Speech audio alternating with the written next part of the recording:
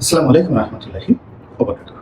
সম্মানিত দর্শক, বঙ্গবন্ধুর ঐতিহাসিক বাসভবন ৩২ নম্বর ভেঙে চুরে চুরমার করে দিয়ে মাটির সঙ্গে মিশিয়ে দেওয়া হয়েছে। এই দায় এবং এই দায়িত্ব কার? কারা এই ঘটনা ঘটালো এবং কিভাবে এই ঘটনা ঘটল? আপাত দৃষ্টিতে আপনি কোনো ইউটিউবারকে দায়ী করতে পারেন। আপাত দৃষ্টিতে যারা হাতুড়ি নিয়ে সেখানে উপস্থিত হয়েছেন তাদেরকে দায়ী করতে পারেন, অথবা ডক্টর মোহাম্মদ ইউনূসকে দায়ী করতে পারেন। কিন্তু আপনি যদি মহান আল্লাহ রাব্বুল আলামিনকে বিশ্বাস করেন, তাহলে আপনাকে প্রকৃতির কতগুলো বিধান মানতে হবে। এই পৃথিবীর যা কিছু ঘটে সব আল্লাহর অজ্ঞাতে ঘটে না, সবকিছু আল্লাহর দৃষ্টি সীমার মধ্যেই ঘটে। কতগুলো বিষয় আল্লাহ দেখেন, কতগুলো বিষয় আল্লাহ ঘটতে দেন এবং কতগুলো বিষয় আল্লাহ প্রাকৃতিকভাবে ঘটতে দেন না। এগুলোর অনেক মারিফতি বিষয় থাকে। এখন এই যে ৩২ নম্বরটি ভেঙে ফেলা হলো, এটা তো আগস্ট মাসের ৬ তারিখ হতে পারতো, ২০২৪ সালের আগস্ট মাসের ৬ তারিখ হতে পারতো, ৫ তারিখ হতে পারতো, এমনকি ১৫ই আগস্ট হতে পারতো, কিন্তু সেটা হয়নি। সেখানে আগুন লাগানো হয়েছে, কিন্তু এত পরে কেন সেটা ভেঙে দেওয়া হলো? কিংবা মাহবুবুল আলম হানিফ থেকে শুরু করে অন্যান্য যে সকল আওয়ামী লীগ নেতা, সুনাপ্ত ভাই সাহেবের বাড়িতেও আগুন দেওয়া হয়েছে। এটি তো এই গত ৬ মাস আগে হয়নি, হঠাৎ করে এই ঘটনাগুলো কেন ঘটলো? এখন এর দায় দায়িত্ব কি ডক্টর মোহাম্মদ ইউনূস সরকারের, নাকি জামাতের, নাকি বিএনপির, নাকি আমার, নাকি আপনার, নাকি ছাত্রলীগের? এই বিষয়গুলো নিয়ে আমাদের কিন্তু চুলচেরা বিশ্লেষণ করার প্রয়োজন রয়েছে। মহান আল্লাহ রাব্বুল আলামিন সম্মান দেন এবং সম্মান কেড়ে নেন। তিনি যাকে ইচ্ছা তাকে অপদস্থ করেন এবং যাকে ইচ্ছা তাকে ক্ষমা করেন। তিনি সিংহাসন থেকে টেনে হেঁচড়ে নামান, আবার যাকে টেনে হেঁচড়ে নামান তাকেই আবার সেই সিংহাসনে, সম্মানের আসনে বসান। এই বাংলায় যদি ট্রাজেডি কুইন কেউ থাকেন এই বাংলাতে, তাহলে শেখ হাসিনা এবং শেখ রেহানার মতো এইরকম ট্রাজেডি কুইন, দুর্ভাগ্যের রানী দ্বিতীয়ত কেউ নেই। তাদের জীবদ্দশায় তাদের পিতা মাতা, ভাই বোন, তারপর বোন তো না ঠিক, ভাই, আত্মীয় স্বজন থেকে শুরু করে ৭৫-এর ১৫ই আগস্টে যে নির্মম হত্যাকাণ্ড ঘটেছে, সেই নির্মম হত্যাকাণ্ডের ফলে তাদের মন এবং মননে যে বিষক্রিয়া তৈরি হয়েছে, যে বিয়োগাত্মক ঘটনা তৈরি হয়েছে এবং তাদের যে মানসিক ভারসাম্যহীনতা তৈরি হয়েছে, এই অবস্থায় আপনি আমি সাধারণ মানুষ যদি থাকতাম, আমরা হয়তো অনেকে উন্মাদ হয়ে যেতাম, পাগল হয়ে যেতাম। কিন্তু এত কিছুর পরেও তারা জীবিত আছেন, সুস্থ আছেন, স্বাভাবিক আছেন এবং আল্লাহ রাব্বুল আলামিন তাদেরকে আবার ক্ষমতার মসনদে বসিয়েছেন পরপর দুইবার, ১৯৯৬ সালে, আবার ২০০৮ সালে। তো এই যে দুইবার তাদেরকে আল্লাহ রাব্বুল আলামিন ক্ষমতায় বসিয়েছেন, এর মধ্যে আল্লাহর অনেক লীলা খেলা ছিল। তার সঙ্গে শেখ হাসিনা, শেখ রেহানা বা শেখ পরিবারের যারা লোকজন, তাদের অবশ্যই আল্লাহর নিকট আত্মসমর্পণ ছিল, নিঃসন্দেহে আত্মসমর্পণ ছিল, তওবা ছিল, এবং তওবা করার কারণেই দেখা গেল যে তাদের অতীতের ভুল ভ্রান্তি থাকা সত্ত্বেও আল্লাহ রাব্বুল আলামিন আবার তাদেরকে ক্ষমতার মসনদে বসিয়েছেন। তো ২০০৯ থেকে ২০১২ পর্যন্ত, ১৩ পর্যন্ত তারা মোটামুটি নিয়ন্ত্রণের মধ্যে ছিল এবং বাংলাদেশের ডাল ভাত যারা খেয়েছে তাদের মধ্যে করেই চলেছে। কিন্তু ২০১৪ সনের পর থেকে দেশি এবং বিদেশি বিভিন্ন চক্রের কবলে পড়ে হোক, তারপরে সিন্ডিকেটের কারণে হোক, নিজেদের মধ্যে জিদ উষ্মা এ সকল কারণে হোক, কিংবা রাজনীতির কুটচালের কারণে হোক, তারা অনেকগুলো মানবতা বিরোধী কর্মকাণ্ড করেছে। আপনি ধরুন যে গুমগুলো হয়েছে, যে পরিবার, সেটা ১,০০০ বলেন কিংবা ২,০০০ বলেন, এর প্রতিটি পরিবারে তারা দারুল হাবিয়ার একটা পরিবেশ তৈরি করে দিয়েছে। ওই পরিবারগুলোর যে কান্না, সেই কান্না যাকে বলা হয় আরো আজিম পর্যন্ত পৌঁছে গেছে। দ্বিতীয়ত তারা তিনটি নির্বাচন করেছে। এখন এই তিনটি নির্বাচন, জাতীয় নির্বাচন, তার সঙ্গে সঙ্গে ইউনিয়ন পরিষদ নির্বাচন, তারপর উপজেলা নির্বাচন। এখন আল্লাহ রাব্বুল আলামিন ধরুন আমার নির্বাচনী এলাকাতে আমাকে একটা জনপ্রিয়তা দান করেছে, তো আমাকে ভালোবাসেন এরকম লক্ষ লক্ষ লোক রয়েছে আমার নির্বাচনী এলাকায়। এখন আল্লাহর যে বিধান অনুযায়ী আমার মধ্যে যে নেতৃত্বের গুণাবলী দিয়েছে, মানে আমাকে উদাহরণ দিয়েছে, আমার জায়গায় আপনি হতে পারেন, আর আমার প্রতি যে মানুষের ভালোবাসা দিয়েছে, এখন আমাকে বন্দি করে রেখে, আমাকে আলাদাভাবে রেখে, আমার মুখের গ্রাস ছিনিয়ে নিয়ে দেখা গেল অন্য একজনকে বসিয়ে দিল এবং আমাকে তার অধীন করে দেওয়া হলো। ফলে কি হচ্ছে, আমার যে বুক ফাটা দীর্ঘশ্বাস, কান্না, এবং আমাকে যারা ভালোবাসেন তাদের অপমান এবং কান্না, এরকম হাজার হাজার ঘটনা, মানে তিনটে নির্বাচনে, জাতীয় নির্বাচনে, তার পরবর্তী উপজেলা নির্বাচনে, পৌরসভা নির্বাচনে, এই ভোট র্যাগিং এর মাধ্যমে আল্লাহ যে মানুষকে গণতান্ত্রিক ক্ষমতা দিয়েছেন, শক্তি দিয়েছেন, সেই আল্লাহর গণতান্ত্রিক ক্ষমতাটাকে শেখ হাসিনা এবং তার সাথে যারা লোকজন রয়েছেন তারা সবাই রীতিমতো চ্যালেঞ্জ জানিয়েছিলেন এবং সেই চ্যালেঞ্জ জানিয়ে সেখানে তাদের জাহেলিয়াত এবং তাদের অজ্ঞতা তারা সেখানে প্রতিষ্ঠিত করেছিল। ফলে মানুষের যে হাহাকার, মানুষের যে পাপ, তারপরে মানুষের যে ক্ষোভ, মানুষের যে ক্রোধ, এখানে মানুষের পাপ বলতে যারা এই অপকর্ম করেছে, সব মিলিয়ে এরকম একটা অবস্থা তৈরি হয়েছে। সেই অবস্থার ফলে কি হলো, জুলাই মাসের বিপ্লব আর আগস্ট মাসের সেই যে শেখ হাসিনার বাংলাদেশ ত্যাগ করে ভারতে চলে যাওয়া, এই পুরো বিষয়টি ঘটেছে। আর ঘটার পরেও দেখা গেল যে আল্লাহ এই পরিবারটাকে একটা সুযোগ দিয়েছেন। যেমন এই শেখ পরিবারের প্রায় সবাই নিরাপদে পালাতে পেরেছেন, কিন্তু তারা যদি ধরা হতেন নির্ঘাত তাদের সবারই গণপিটুনিতে কিন্তু মৃত্যু হতো। তো এই যে আল্লাহ রাব্বুল আলামিন তাদেরকে দয়া করে রক্ষা করেছেন, তাদেরকে একটা সুযোগ দিয়েছেন টু সে সরি।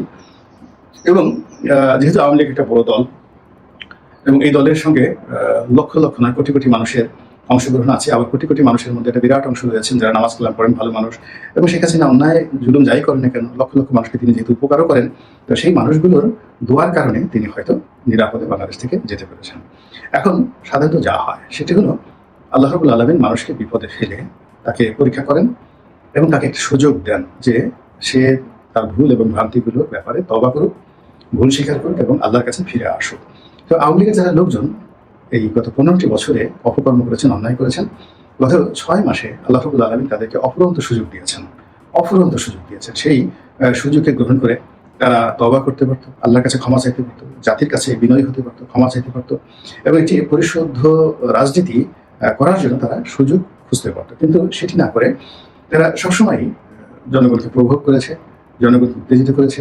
এই আজ ঢুকে পড়বো, কাল ঢুকে পড়বো, আমরা কোনো অন্যায় করিনি, এই দেশ আমরা তৈরি করেছি, এই দেশে যা কিছু কল্যাণ আমরাই করেছি, ইত্যাদি ইত্যাদি নানা রকম কথাবার্তা বলে তারা এরকম একটা অবস্থা তৈরি করেছে যা কিনা সাধারণ মানুষের মধ্যে ভীষণ রকম একটা বিক্ষোভ তৈরি করেছে।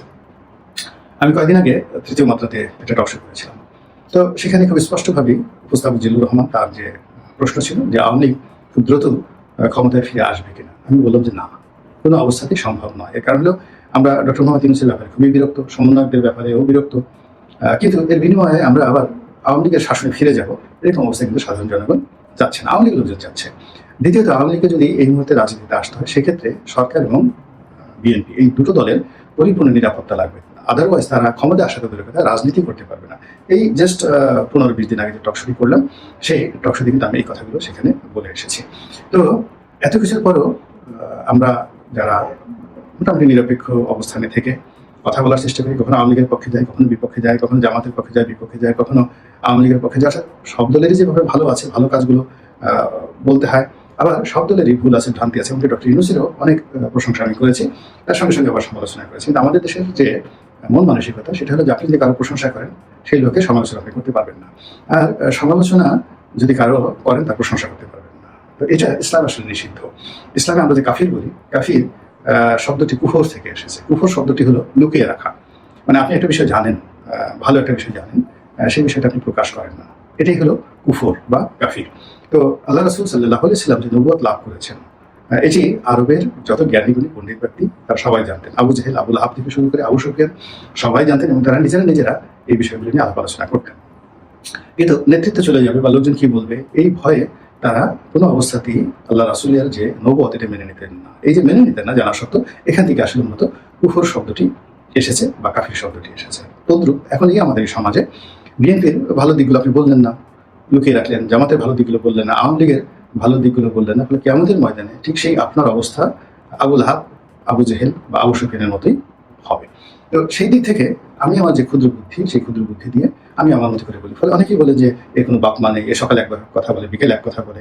তো এই পরিস্থিতিগুলো নিয়ে যেমন এখন বাড়ি ভাঙা হয়ে গেছে, অনেক সুশীল অনেক লোক কেবলই হয়তো বলার চেষ্টা করবেন এটা অন্যায় হয়েছে, অন্যায় হয়েছে, কিন্তু এটা যে কেন হলো, আমার বক্তব্যটা হলো এই মুহূর্তে শেখ হাসিনাকে কেন ছাত্রদের উদ্দেশ্যে ভাষণ দিতে হবে? আপনি একটু চিন্তা করেন কি দরকার ছিল বলতে? এখন বাংলাদেশে এমন কি ঘটছে যে, বা ছাত্রদের মধ্যে এমন কি হয়েছে যারা শেখ হাসিনার ভাষণ শুনবেন? এমনকি তার যারা ছাত্রলীগ, সেই ছাত্রলীগের লোকজন তো তার ভাষণে এই মুহূর্তে শুনতে চাচ্ছেন না। এই বাস্তব অবস্থাটা কেন তিনি বুঝতে পারছেন না?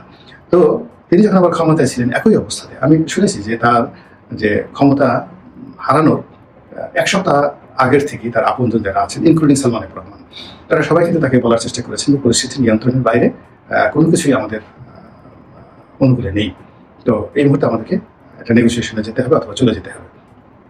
এমনকি আগস্ট মাসের 4 তারিখেও অনেক বড় বড় সেনাবাহিনী কর্মকর্তা তার সঙ্গে দেখা করেছেন এবং তাকে বাস্তব অবস্থা বলার চেষ্টা করেছেন এবং তিনি তখন অহংকার করেছেন এবং বলেছেন যে তোমরা ভয় পাচ্ছ, যদি ভয় পাও তাহলে চলে যাও। তো এইরকম যে অহমিকা বা দাম্ভিকতা তার ছিল, এই দাম্ভিকতার কারণে কি হলো, তিনি এই দুর্ভোগ দুর্দশার মধ্যে পড়েছেন। এবং আল্লাহ রাব্বুল আলামিনের কাছে আমরা যেটা দোয়া করি, রব্বানা লা তুযিগ কুলুবানা বা'দা ইয হাদাইতানা ওয়া হাব লানা মিন লাদুনকা রাহমা ইন্নাকা আনতাল ওয়াহ্হাব। হে আল্লাহ রাব্বুল আলামিন, তুমি আমাদেরকে হেদায়েত দান করো। এই যে হেদায়েত দান করো, হেদায়েত শব্দটা কি? অর্থাৎ বাস্তব অবস্থা বোঝার ক্ষমতা, সত্যকে সত্য হিসেবে, মিথ্যাকে মিথ্যা হিসেবে অনুধাবন করার যে ক্ষমতা, সেটাই আল্লাহ রাব্বুল আলামিন হেদায়েত হিসেবে বর্ণনা করেছেন। তো যখন আল্লাহ রাব্বুল আলামিন কাউকে হেদায়েত দেন, তিনি পরিস্থিতি বুঝতে পারেন। আর হেদায়েতের দরজা যদি কারোর জন্য বন্ধ করে দেন, তখনই তার চোখ, মন, মস্তিষ্কের উপর একটা পর্দা পড়ে যায়, এবং সেই পর্দার কারণে একেবারে তার ধ্বংস হওয়ার পূর্ব মুহূর্ত পর্যন্ত সে অটল এবং অবিচল থাকে যে সেই সঠিক পথে আছে। যেমন গাদ্দাফি। তো গাদ্দাফি পালিয়ে বেড়াচ্ছেন, এখন শেখ হাসিনা যেভাবে পালিয়ে বেড়াচ্ছেন, তার চেয়ে নিকৃষ্ট অবস্থায় তিনি পালিয়ে বেড়াচ্ছেন, এক জায়গা থেকে অন্য জায়গায় যাচ্ছেন, এবং তার সঙ্গে প্রায় 70 জন লোক, বিশ্বস্ত লোক তার সঙ্গে এক বাড়ি থেকে আরেক বাড়িতে পালাচ্ছে। এবং যে শহরটিতে পালিয়েছিলেন, সেই শহরের বেশিরভাগ বাড়ি যুদ্ধবিধ্বস্ত, এখন এই গাজার মতো সেখানে পানি, ইলেকট্রিসিটি কোনো কিছু নেই, এবং খাবারের কোনো কিছু ছিল না। যারা স্থানীয় অধিবাসী, তারা যে সকল রুটি, পাউরুটি এগুলো রাস্তা ফেলে দিত, সেগুলোই ওই গাদ্দাফির যারা লোকজন তারা কুড়িয়ে এনে নিজেরা খেতেন, এবং একটু ওগুলোকে সাজিয়ে গুছিয়ে তারপরে ওগুলো গাদ্দাফিকে পরিবেশন করতেন। তো এরকম দুরবস্থার মধ্যে পড়েও গাদ্দাফি বিশ্বাস করতেন যে আমেরিকার চক্রান্তে এই লোকজন লাফালাফি করছে, লিবীয়বাসী তাকে অন্তর থেকে ভালোবাসে, এবং তিনি খুব দ্রুত আবার ক্ষমতায় ফিরতে পারবেন। কিন্তু দেখা গেল যে একদিন খুব বেশি আত্মবিশ্বাসী হয়ে তিনি যখন এরকম যাকে বলে উল্লাস প্রকাশ করছিলেন, ঠিক ওই সময়টিতে জনগণের হাতে তিনি ধরা পড়ে যান, এবং গণপিটুনি দিয়ে তাকে মেরে ফেলা হয়। তো এই হলো মানুষের হেদায়েত। আল্লাহ যখন হেদায়েতের দরজা বন্ধ করে ফেলে, তখন তারা যে কোনো অবস্থায় নিজেদেরকে মনে করে আমরা সঠিক পথে আছি। আল্লাহ এই যে যা কিছু বললাম, আমাকে আল্লাহ রাব্বুল আলামিন হেদায়েত দান করুন, আপনাদেরকে দান করুন। শেখ হাসিনার জীবনে যা কিছু